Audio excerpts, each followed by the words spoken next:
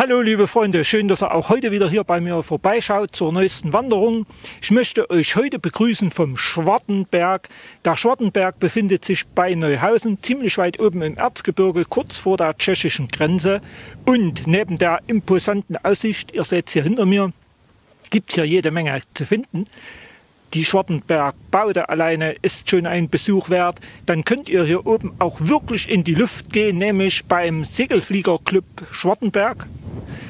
Dazu gibt es die Rauschenbachtalsperre, die werden wir heute noch besuchen. Und die hier noch ganz junge Flöha, denn Neuhausen ist auch noch das Flöhatal. Und wem das jetzt immer noch nicht reicht, Neuhausen kann auch einen Weltrekord vermelden. Und ihr wollt wissen, was das alles ist? Na, dann bleibt dran.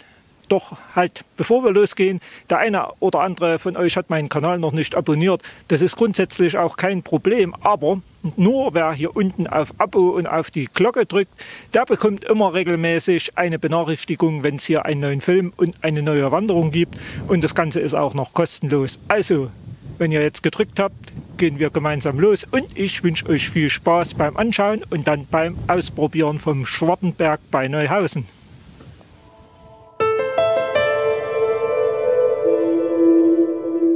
Starten mit unserer 18 Kilometer langen Tagestour rund um Neuhausen, welche ich diesmal beim Tourismusverband Erzgebirge gefunden habe, wollen wir beim Schloss Purschenstein. Zu erzählen gäbe es vieles zur wechselhaften Geschichte dieses Schlosses. 1289 wurde es erstmals erwähnt. Von der fast vollständigen Zerstörung im Dreißigjährigen Krieg, mehreren schweren Bränden, die letzten in den Jahren 1842 und 1989, über verschiedene diverse Besitzer reicht sein Schicksal. Bis zum Ende des Zweiten Weltkrieges residierte hier beispielsweise die Familie von Schönberg. Nach einigen Irren und Wirren wurde es in der DDR ab 1955 als Kulturhaus der Werktätigen geführt, bis schließlich nach dem letzten Brand erfolglos versucht wurde, ein Motorradmuseum unterzubringen. 2005 wurde es schließlich an einen niederländischen Geschäftsmann verkauft und seither als Hotel der gehobenen Kategorie geführt. Vorbei am Schloss laufen wir durch diesen schönen Torbogen hinab ins beschauliche Neuhausen. Aber nicht, dass jetzt jemand auf die Idee kommt, beschaulich hieße langweilig. Neuhausen hoch droben im Erzgebirge und nahe der tschechischen Grenze gelegen, hat, wie eingangs erwähnt, eine ganze Menge zu bieten. Wie hier zum Beispiel in Bahnhofsnähe die übergroße Vogelhochzeit und noch vieles mehr. Nur leider gibt es aktuell keinen aktiven Gleisanschluss mehr ans Netz der Erzgebirgsbahn. Aber es wird darum gekämpft. Bleiben wir also optimistisch und hoffentlich können wir hier oben bald wieder die Eisenbahn begrüßen. Wir folgen jetzt der sehr guten Ausschilderung Richtung Schwartenberg mit blauem Strich für den uns bereits bekannten Kammweg. Vorbei an der schönen Kirche laufen wir ein ganz kleines Stück die Straße nach oben. Nach der Schlossapotheke biegen wir tatsächlich rechts ein, auch wenn es wie ein Privatgrundstück aussieht. Es ist tatsächlich der offizielle Wanderweg. Und wer genau aufpasst, der erkennt das Symbol eines höchst spannenden Fernwanderweges, nämlich das EB. Dieser Weg wurde zu DDR-Zeiten eingerichtet, um das Fernweh der DDR-Bürger zu stillen und führt von der Wartburg bei Eisenach auf die Burg in der ungarischen Metropole Budapest. Auch ein Weg, von dem ich noch träume. Aber genug jetzt mit Träumen, folgen wir unserem Wiesenweg, steigen langsam aber sicher nach oben und bekommen für den gelassenen Schweiß mit jedem Schritt mehr geboten. Und ich denke, ich muss zu den Bildern nichts sagen.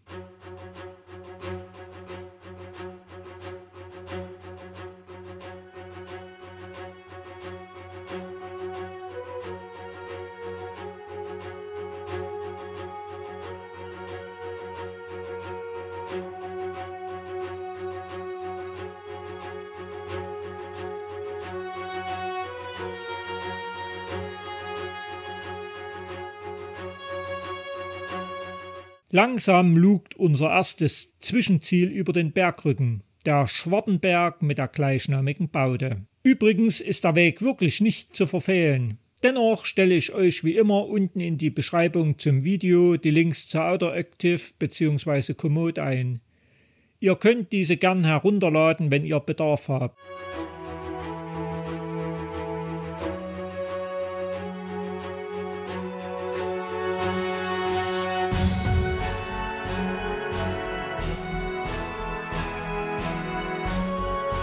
Aber wir sind heute nicht die Einzigen, die auf den Gipfel laufen wollen. Allerdings wir gehen natürlich nicht quer über das Feld, sondern nutzen an der Biermann-Kreuzung weiter den blauen Strich vom Kammweg als Markierung.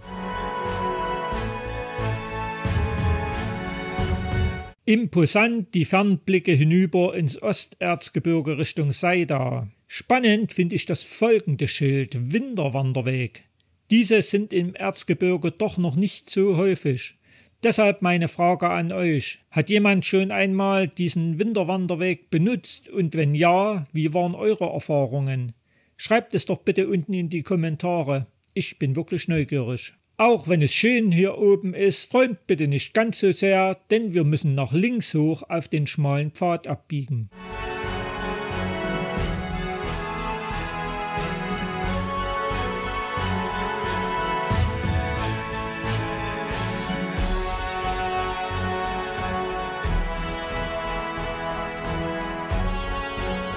Und das Ziel ist nah, die Schwartenbergbaude. Noch eine kleine Anstrengung und schon sind wir oben.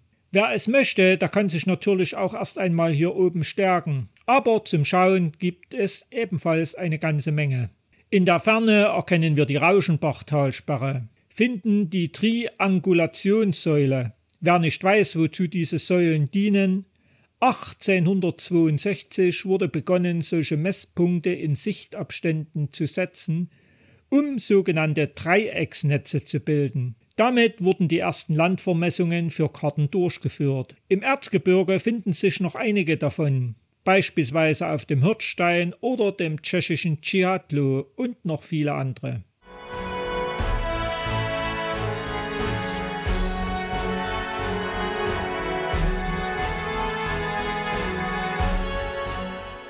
Satt gesehen, gegessen und getrunken gehen wir wieder abwärts auf der Zufahrtsstraße in Richtung Dachsbaude bzw. Bad Einsiedel.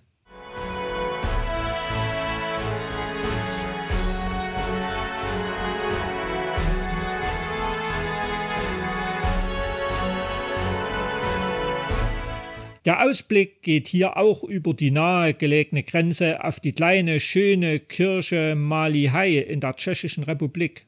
Übrigens auch einen Wanderbesuch wert und sehr zu empfehlen.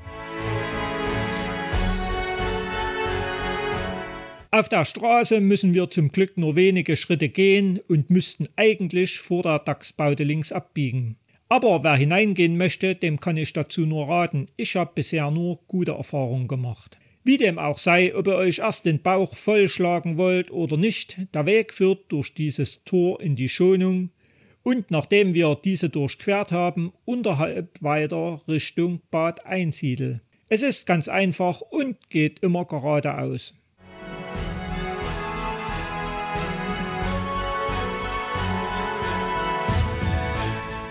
Und da wir Gleichberechtigung haben, dürfen selbstverständlich auch die Damen unter euch den Herrenweg benutzen.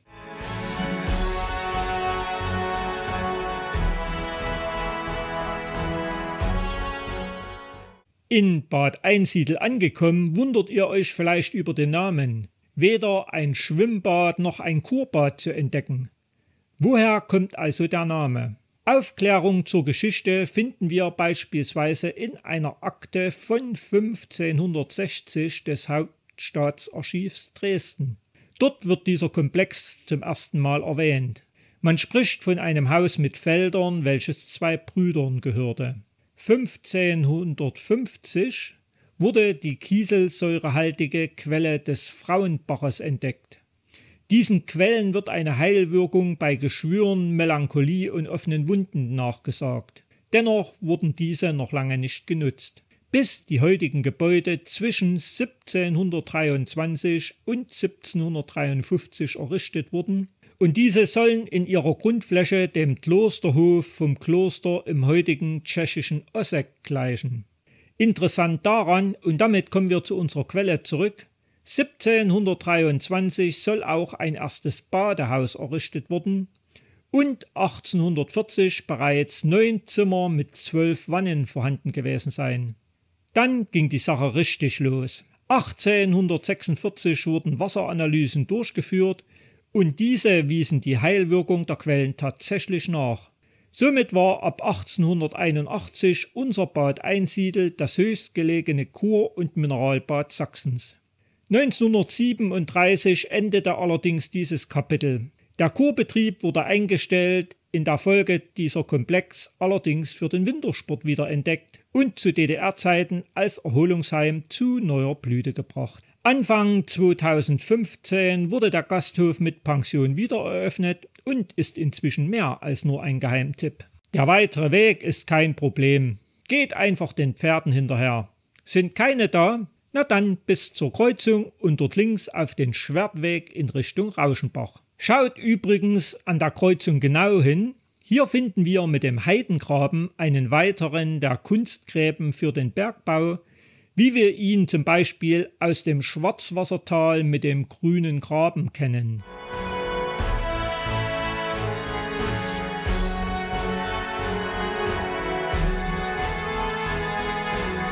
Über den Charakter der Natur hier auf dem Kamm des Erzgebirges gehen die Meinungen weit auseinander. Ich selber liebe diesen spröden Charme der Natur hier oben sehr. An der nächsten Kreuzung habt ihr die Qual der Wahl. Ich empfehle euch den linken mit der blauen Markierung, den Mittelweg.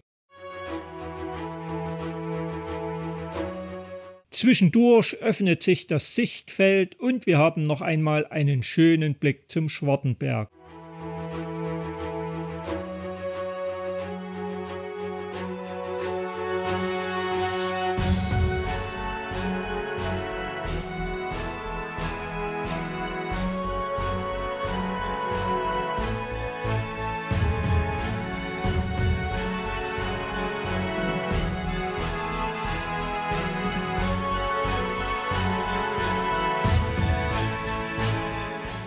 Wir bleiben weiter auf unserem Mittelweg, können gern eine kleine Rast machen und die Ruhe des Teiches genießen.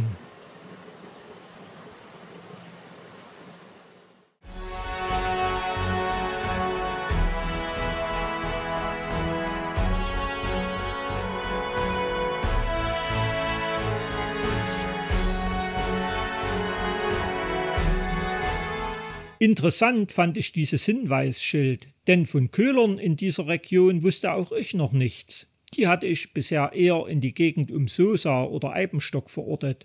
Man lernt eben nie aus. Schließlich erreichen wir diese Schutzhütte. Sie ist mit so viel Liebe eingerichtet. Wie findet ihr denn das? Ich war einfach sprachlos. Selbst der für unser Erzgebirge typische Schwibbogen fehlt nicht. Möge diese liebevoll eingerichtete Schutzhütte lange so gut erhalten bleiben und Friede vor diversen Idioten haben. Sehr spannend und interessant finde ich auch das nächste Hinweisschild. Denn dass die besiedelten Gebiete so weit oben im Wald waren, das war auch mir neu. Die Illusion, früher wären die Wälder alle größer und schöner gewesen, die stimmt nämlich so gar nicht. Wie uns hier wieder einmal gezeigt wird. An der nächsten Kreuzung gehen wir nicht zur Kneipanlage, sondern in Richtung Neuhausen-Goldhübel. Auch wenn es mit dem Blick auf die Karte als Umweg erscheint, ich verspreche euch, es lohnt sich.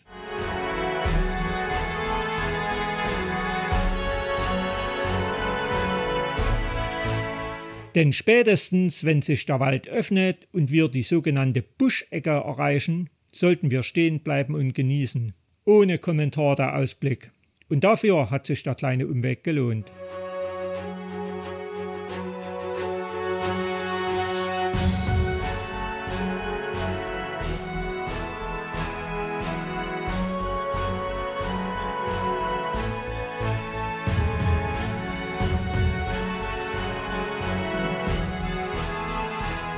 Beim ersten Haus angekommen, bietet sich eine Möglichkeit zum Abkürzen für alle, welche nicht mehr ganz so gut zu Fuß sind. Ihr könnt bereits hier nach Neuhausen absteigen. Alle hartgesottenen Wanderburschen gehen bitte wieder nach oben in Richtung Goldhübel bzw. Rauschenbach. Und ich quatsch euch jetzt mal nicht die Ohren voll, genießt einfach die schönen Bilder.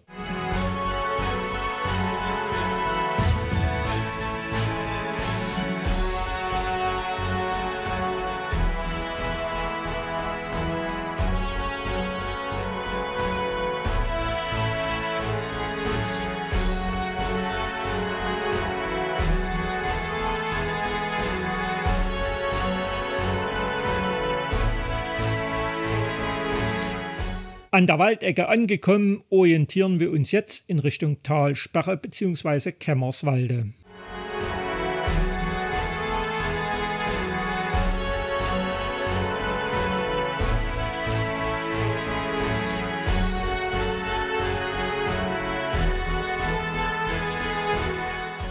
Unten am Waldrand angekommen, können wir die Staumauer zum ersten Mal sehen und logisch, wir biegen nach rechts auf den Neuwernsdorfer Weg ab. Um uns die Straße zu ersparen, geht's noch einmal rechts hoch.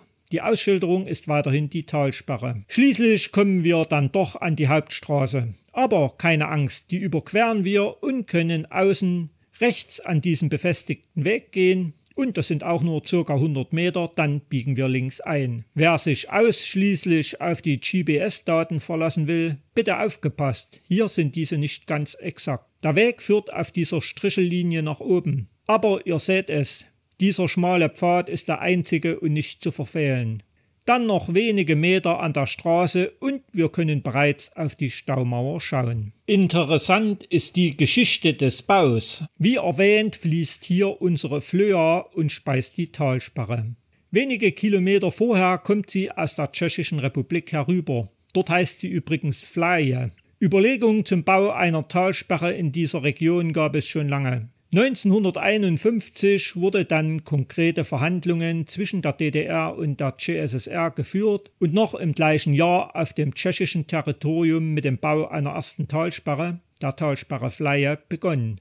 Auf Seiten der DDR gab es noch lange Zeit Überlegungen und Vorbereitungen, ehe von 1963 bis 1968 diese Talsperre als Jugendobjekt der FDJ errichtet wurde. Doch nun genug der Theorie, laufen wir über die Staumauer und genießen den schönen Tag und den Anblick.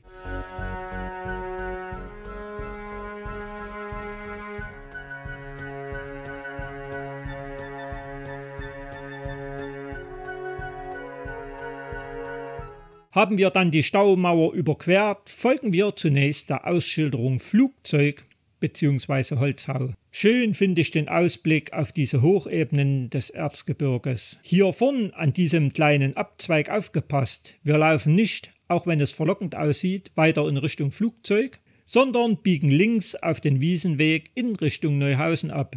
Denn was es mit dem Flugzeug in Kämmerswalde auf sich hat, das erkunden wir bei einer späteren Wanderung. Schließlich wollt ihr doch künftig auch noch etwas zum Entdecken haben, oder? Bei dieser schmalen Zufahrtsstraße gab es für mich ein Problem. Die Ausschilderung Neuhausen zeigt nach links über die Ölmühle, welche heute eine Pension beherbergt.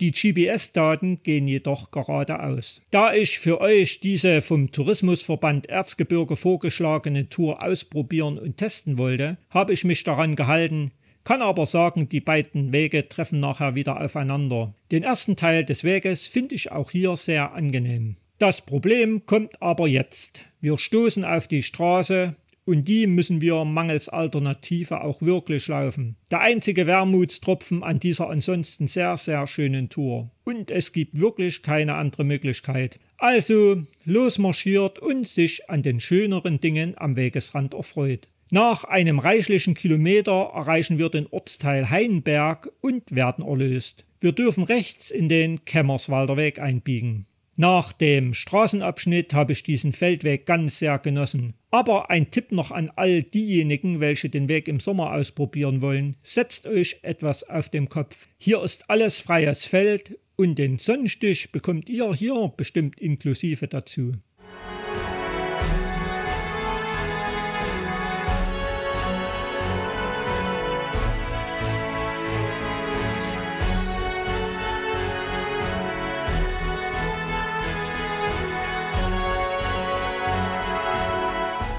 Spannend wird es hier noch einmal im Wald, denn wir finden einen weiteren Zeugen des Bergbaus. Erneut einen Kunstgraben, aber diesmal einen überdachten. Wer verträumt durch den Wald geht, der sollte spätestens hier ein wenig aufpassen. Überseht bitte nicht den schmaleren Weg nach rechts in Richtung Schloss Purschenstein. Geht ihr geradeaus, dann landet ihr nämlich an der Straße und das war ja nicht so richtig amüsant vorhin.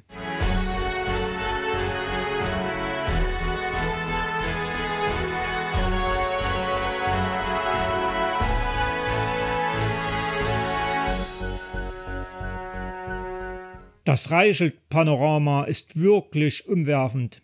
Ich kann euch nur raten, setzt euch und genießt unser schönes Erzgebirge in Ruhe.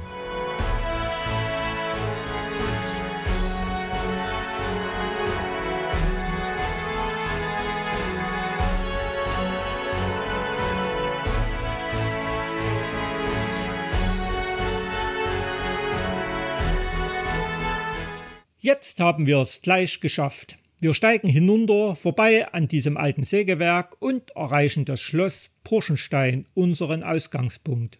Doch halt mal, wer hat denn etwas vom Nachhausefahren gesagt? Ich hatte euch doch noch Neuhausens Weltrekorde versprochen. Unweit vom Bahnhof finden wir nämlich das Nussknacker-Museum.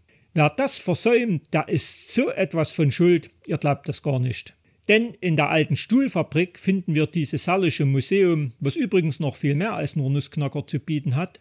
Und dann stehen wir unmittelbar vor dem Museum vor ihm. Er bringt es doch tatsächlich auf satte 5,87 Meter und seinen Eintrag ins Guinness-Buch der Rekorde 1997 hat er sich wahrlich verdient. Sagenhafte 1185 Stunden wurden an diesen Riesen gearbeitet und dabei unter anderem 3,8 Kubikmeter Holz, 4 Schaffelle, 46 Kilogramm Leim und 30 Kilogramm Lack verbraucht. Insgesamt bringt er es auf 1028 Kilo. So, liebe Freunde, und wer jetzt denkt, okay, ich habe ihn gesehen, ich kann nach Hause fahren, der macht gleich den nächsten Fehler. Wer gut zugehört hat, der weiß, ich sprach von Weltrekorden und das ist bekanntlich die Mehrzahl. Also nichts wie hinein ins Museum mit euch. Aber keine Sorge, ich bin am Umsatz des Museums wirklich nicht beteiligt. Und jetzt mache ich mal etwas ganz Gemeines mit euch. Denn wir beenden jetzt und heute an dieser Stelle unsere Wanderung bzw. den Film und den Besuch im Museum. Dieses Museum muss man nämlich in Ruhe genießen. Es gibt wahnsinnig viel zu entdecken und in einem meiner nächsten Filme nehme ich euch mit hinein, um euch in Ruhe einige der Geheimnisse vorzustellen. Bleibt also mal schön neugierig. Wenn ihr trotz des abrupten Endes hier vor dem Museum euren Spaß hattet, dann würde ich mich über einen Daumen nach oben und einen Kommentar sehr freuen. Und bald geht's hier weiter in unserer schönen Heimat mit unserer Pilgerreise nach Rom, mit der Eisenbahn und vielen anderen. Bis bald, ciao!